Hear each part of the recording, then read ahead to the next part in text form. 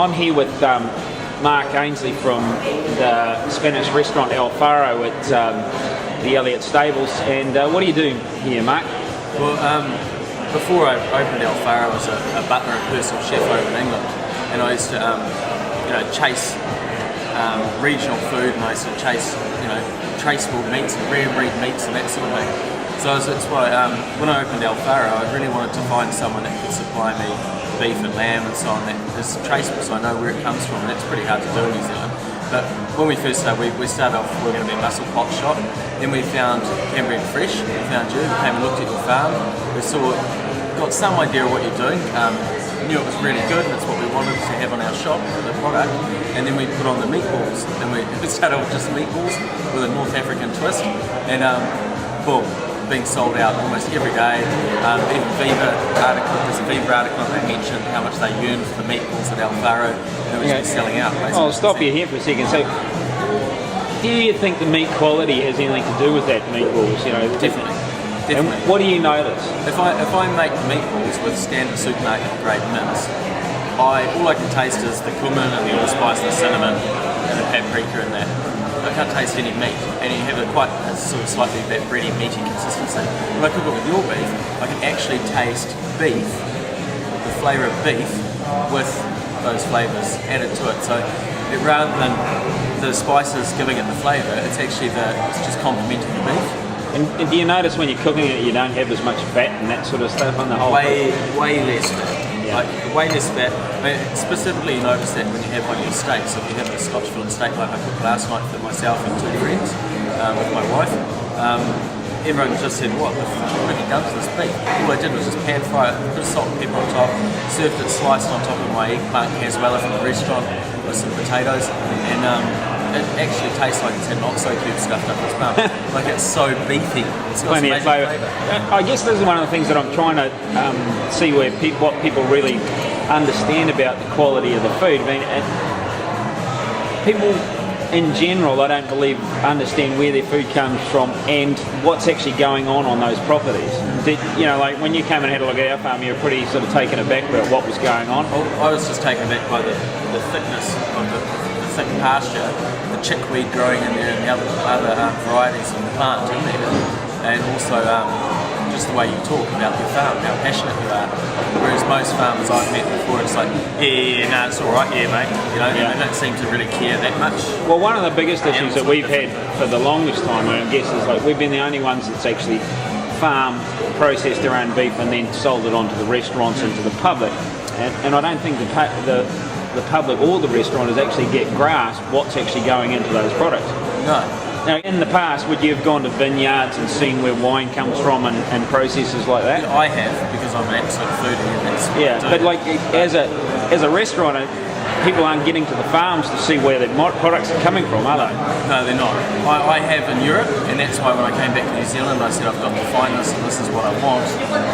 And I went on the hunt. That's how I found you. But the general consumer has no idea. Like my friends that were at dinner last night had no idea. They said, "Where's the steak from?" I said, "It's from Cambrian. It's organic." And they went, "No, organic." We had the conversation about organics. It's like they reckon organics doesn't taste different.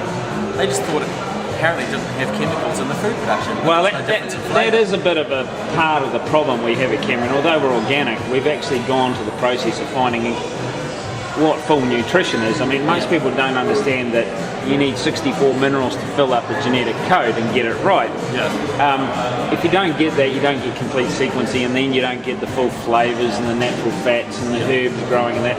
Yeah. And it's hard to convey that across, especially when the whole of New Zealand's based around bulk beef and sheep production, and when you come along as a boutique one and say, "Hey, this is a bit different, why don't you try it?"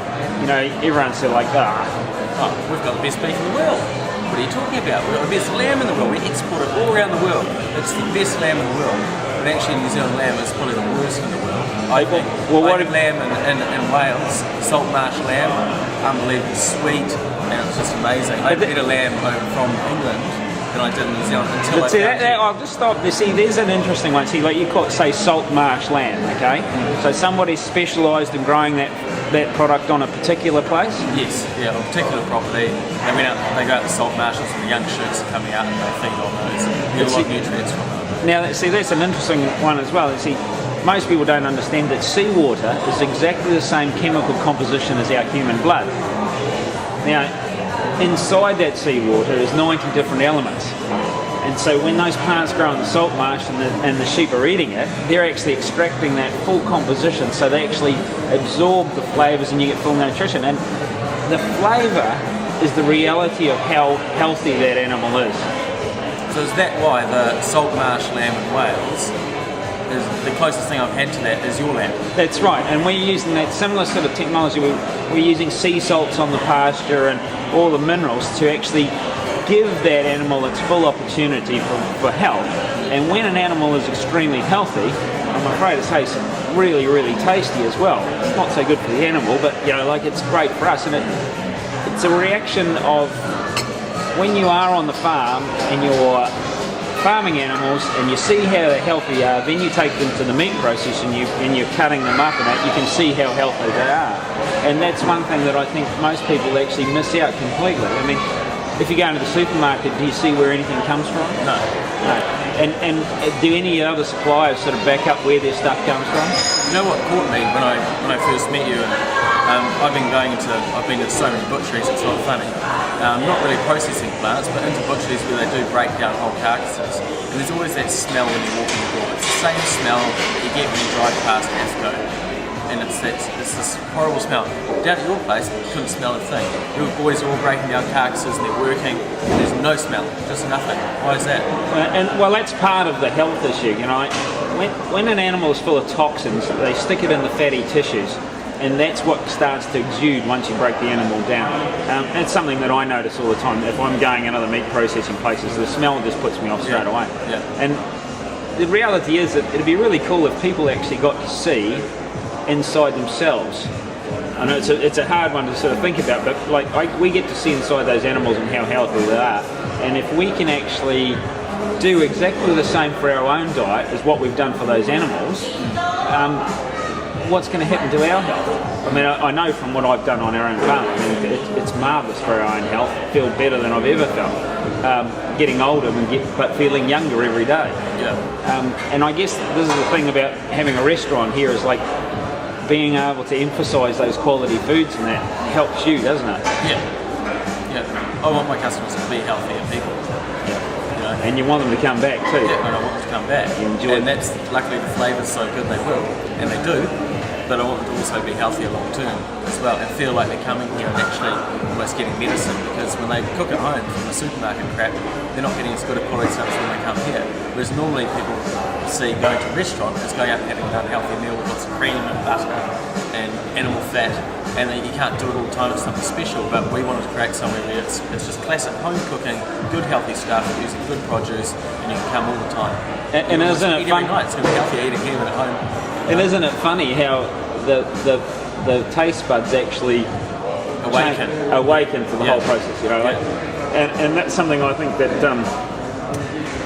with all the experts in the world, we weren't given a nose and a tongue at the front of our consumption area to check out our food before it went into us, and they're the best things we could ever have. If there's no flavour, don't eat it. That's right, and when I go into your... It tastes like carrot or a steak. You shouldn't be eating it. Yeah, so when I look in the restaurant, when you're working and you watch a chef, he's always looking at, he smells it, tastes it all the time. That, that's your whole process. And if it doesn't smell right, you know it's not going to taste right, don't you? And if it smells okay, you'll give it a taste. Nah, it's not right. And people should take a bit more notice of that, shouldn't they? Yeah, definitely. People should take a little bit more notice of a lot of things, what's happening in this country at the moment. Yeah. So anyway, Mark's, if you want to come and see Mark, if you're in town at the theatre or anything, you can come to Elliott Stables. It's on Elliott Street, just behind Smith & Co. Yeah, opposite Smith & Co. is down the end of the Cobblestone Lane. We're open 6 nights a week, Monday through to Saturday. Tappers 6 nights a week, $5 tappers on Thursday and Friday, and live music on Thursday as well. Excellent. And yeah, if you go into the theatre or something like that, you can get in early, have a nice light meal. Straight, you're only 100 metres to the theatre, aren't you? Yeah, 100 metres to the theatre, and fast food prices. Awesome. Not fast food quality. That's what we want to hear. Good food doesn't need to cost a lot, does it? No, it shouldn't. If you go back to basics, it shouldn't cost much at all. Excellent. Thanks, Mark. Okay, cheers you.